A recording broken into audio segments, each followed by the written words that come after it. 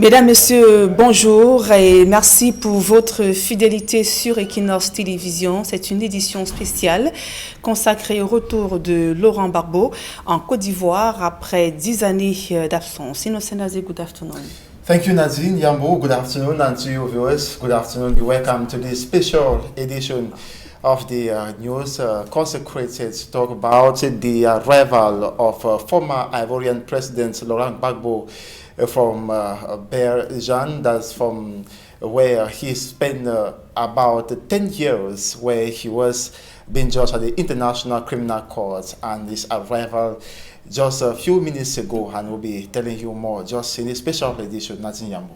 Exactement, Innocent Nazé. Nous mettons à présent le cap sur Abidjan, en Côte d'Ivoire, pour retrouver nos envoyés spéciaux. Des tirs ont été entendus à l'aéroport d'Abidjan à moins d'1h30 de l'arrivée de Laurent Gbagbo en Côte d'Ivoire. L'ambiance est plutôt tendue. Des entraves à la mobilisation des militants et sympathisants n'ont pas entamé lors de la détermination des Ivoiriens à se mobiliser massivement pour pouvoir accueillir Laurent Gbagbo. Nos envoyés spéciaux font le point sur l'ambiance au pavillon présidentiel dans ce reportage signé Carlos Minoué, Éric Florent Ouattat et Cédric Noufeli. C'est une atmosphère quelque peu tendue ici au pavillon présidentiel de l'aéroport international Félix Houphouët-Boigny à Abidjan. Les partisans de Laurent Gbagbo se plaignent. Ils éprouvent toujours des difficultés à se positionner le long de l'itinéraire retenu pour le cortège de Laurent Gbagbo. Ces cadres politiques dénoncent des manœuvres visant à réprimer les sympathisants et militants du FPI de Laurent Gbagbo, qui souhaitent lui réserver un accueil chaleureux. Ils ont appelé les responsables de la police et les autorités gouvernementales ivoiriennes afin de comprendre ces attitudes des autorités et des forces de l'ordre à l'endroit des militants et sympathisants de Laurent Gbagbo. Ici, dans l'enceinte du pavillon présidentiel, seule une cinquantaine de personnalités triées sur le volet peuvent attendre l'arrivée de Laurent Gbagbo, lui qui a emprunté un vol commercial depuis Bruxelles pour se rendre ici à Abidjan. Son vol connaîtra un retard d'environ 40 minutes selon les informations que nous avons. Et dans la délégation officielle restreinte qui l'attend ici au pavillon présidentiel, il y a la célèbre artiste musicienne Aïcha Koné. Elle est chef d'une délégation de femmes parties des 4 coins de la Côte d'Ivoire pour venir célébrer le retour de l'un de leurs fils, l'ancien président Laurent Gbagbo. Autorité traditionnelle également présente ici au pavillon présidentiel, et toujours des inquiétudes sur l'organisation de ce retour de Laurent Gbagbo, son statut d'ancien dirigeant qui n'est pas vraiment pris en compte selon les inquiétudes de ses partisans. Néanmoins, ils restent optimistes et ils attendent l'arrivée de leur chef, celui qui est considéré comme une pièce maîtresse de la réconciliation en Côte d'Ivoire. Ici au pavillon présidentiel à Abidjan, Cédric Noufeli, Carlos Minoué, Éric Ouattat pour Equinox Télévision. Et signalons la suite de nos envoyés spéciaux que des réactions n'ont pas tardé après notamment la restriction d'accès à certains militants. Frank Anderson Kwasi, l'un des porte-parole du FPI, s'insurge contre la duplicité du pouvoir ivoirien, lequel aurait donc restreint les mouvements des sympathisants de Laurent Gbagbo. Son statut d'ancien chef d'État ne serait pas pris en compte. Nous vous proposons de l'écouter.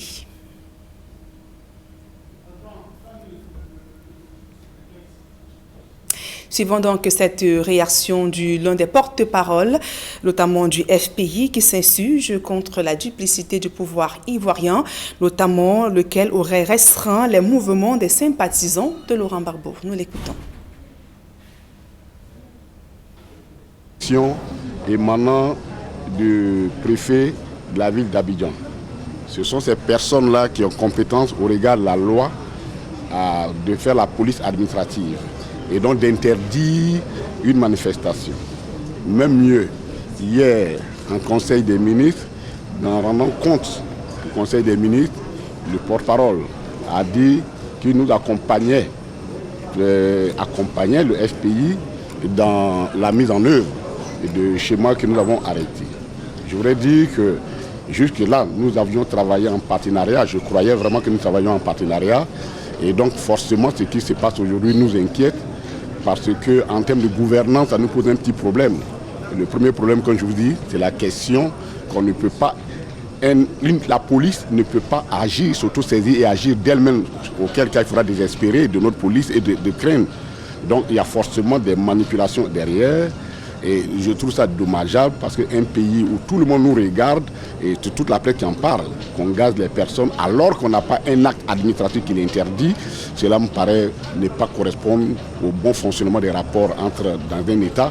Et encore, cela viole l'esprit qui a prévalu jusque-là avec le gouvernement que nous avons considéré jusque-là comme étant un partenariat. Il ne faut pas, parce que donner au monde entier l'impression que bon, on est ouvert et que nous sommes totalement disponibles dans le cadre du dialogue, on ne peut pas prendre des éléments importants comme accorder le statut d'ancien chef d'État à le président Laurent Gbagbo et annoncer au monde qu'on lui donne le pavillon. Pour nous, certes, c'est un élément qui fait partie de son statut, mais le plus important, c'est la population qui veut l'accueillir. Et je pense que ce double langage ne rend pas du tout service à notre pays. Et comme je l'ai dit, nous sommes engagés dans un processus de réconciliation et il faut mieux éviter les frustrations. Parce que hier, il y a des gens qui ont manifesté, se prévalant donc des victimes. Personne ne les a dérangés, ils sont même allés dans des endroits pour manifester. C'est cette façon de faire l'administration qui crée parfois des frustrations et qui, à la fin du compte, pose des problèmes en termes de ressentiment, ainsi de suite. Nous devons aller au-delà de cela. Nous avons travaillé en bonne intelligence avec le gouvernement. Nous sommes les derniers jours, il est malheureux, hein. On nous annonce des cars bloqués un peu par-ci, des arrestations par-là. Il y a manifestement une volonté d'empêcher les populations de sortir. Et cela viole vraiment l'esprit du contrat. Et pour être déçus, oui, nous sommes déçus. Nous venons donc là d'écouter le secrétaire général du FPI en lieu et place de l'un des porte-paroles, dont Assoua Addo, qui critique aussi ces restrictions de mouvement des sympathisants de Laurent Gbagbo. Il condamne ces actes du pouvoir ivoirien.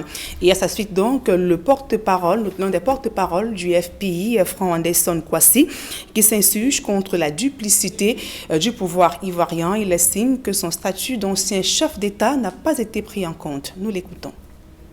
À partir du moment où le gouvernement n'a pas donné des ordres d'interdiction, nous demandons au gouvernement, il n'est pas encore tard, de faire arrêter toutes ces répressions-là et que les gens puissent, de façon pacifique, permettre de se rassembler, de saluer le président à son passage et puis c'est tout. Voilà un peu le point que nous voulons faire.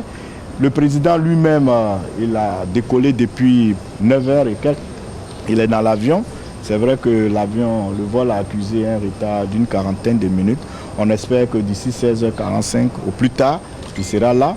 On va l'accueillir comme on l'a prévu et puis on va partir selon l'itinéraire que nous avons indiqué.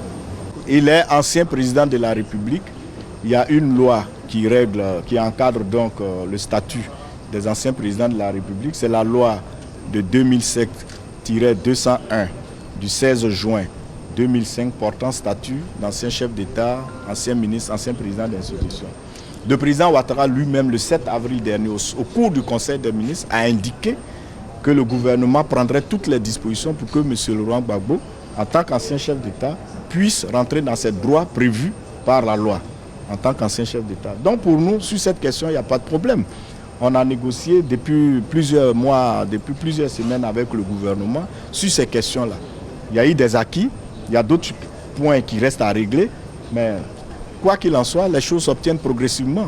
Donc nous pensons que l'arrivée du président Laurent Gbagbo devrait donc être encadrée par cette loi, y compris l'action gouvernementale qui voudrait pouvoir nous accompagner dans cela.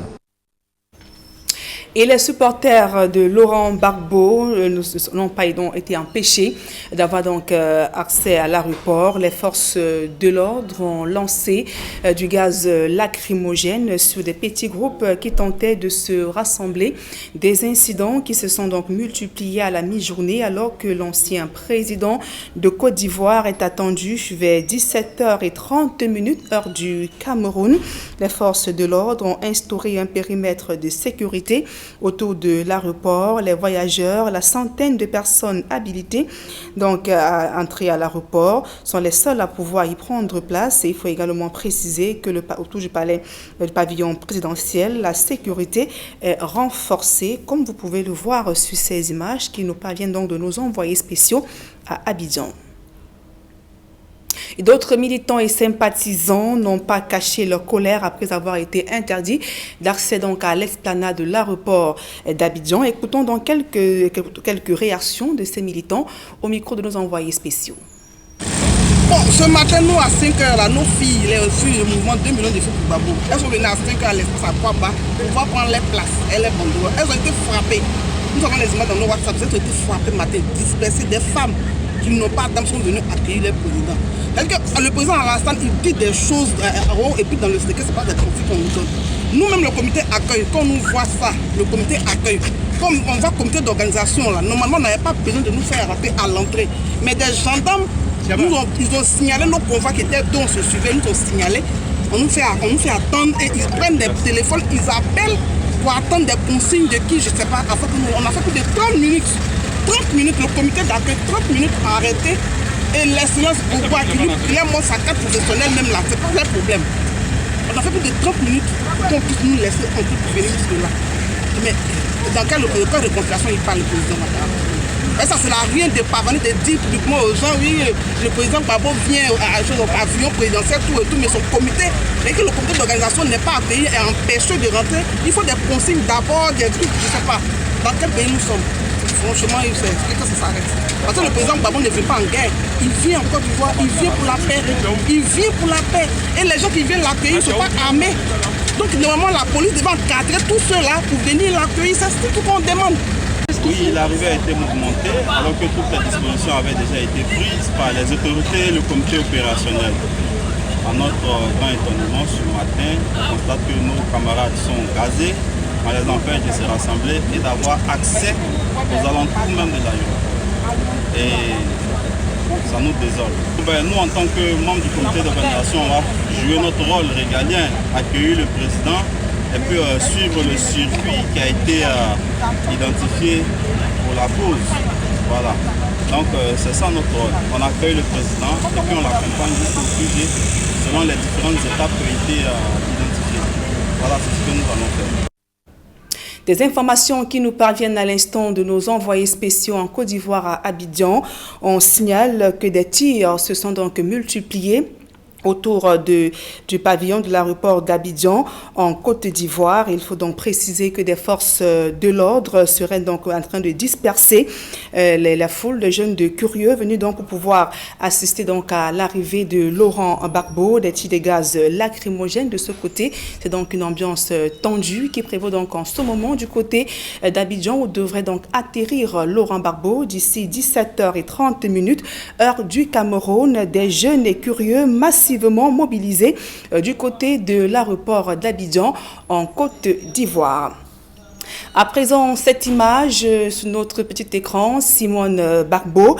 Donc, Simone Gbagbo en route pour l'aéroport d'Abidjan en Côte d'Ivoire pour aller donc accueillir son époux Laurent Gbagbo après 10 années d'absence. Laurent Gbagbo qui arrive tout à l'heure lorsqu'il sera 17h30. Simone Gbagbo qui est donc en route pour l'aéroport d'Abidjan, dans du pavillon d'honneur, pavillon présidentiel justement, où elle est en train de faire son entrée d'après les informations qui nous parviennent de nos envoyés spéciaux en Côte d'Ivoire.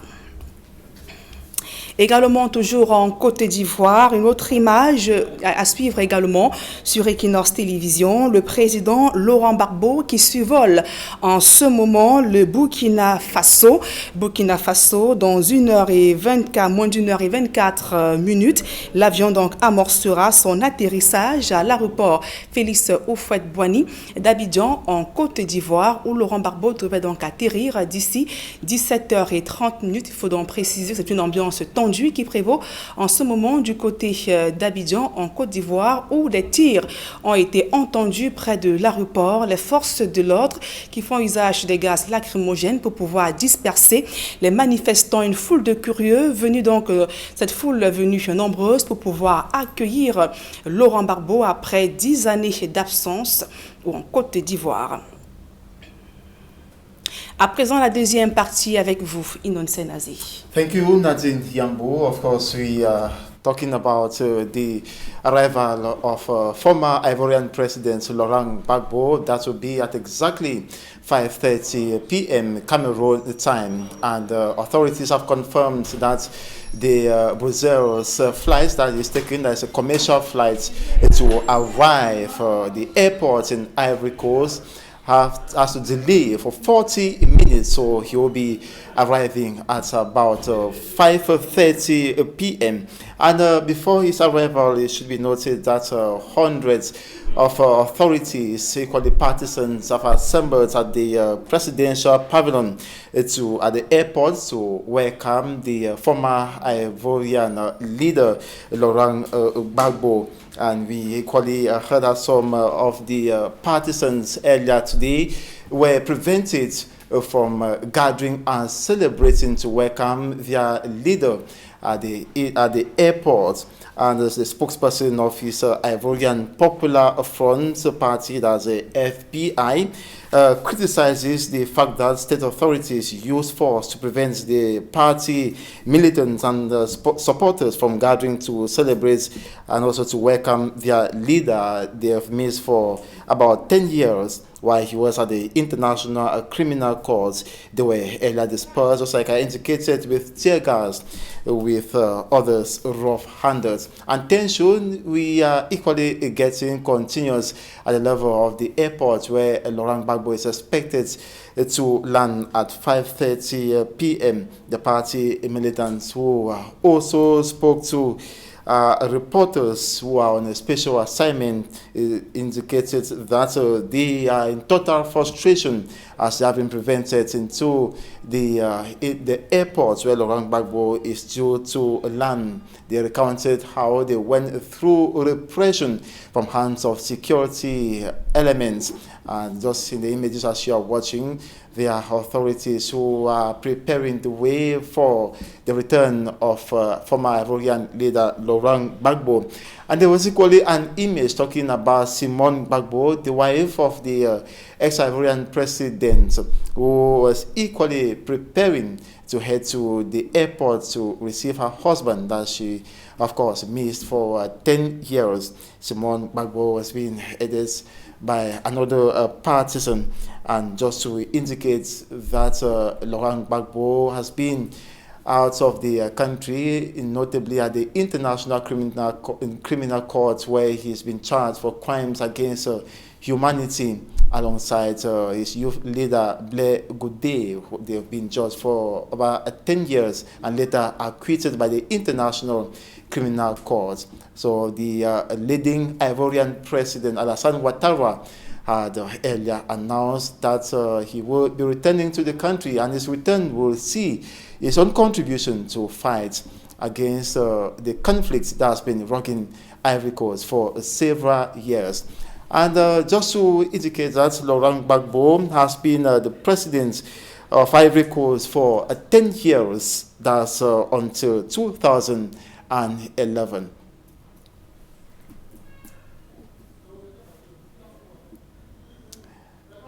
Well, we'll of course continue talking about the arrival of Laurent Gbagbo. That will be at exactly 5:30 p.m. But we'll be giving you updates regarding that arrival, just like we indicated that authorities had announced that his flight on the Brussels commercial flights will take or delay for 45 minutes.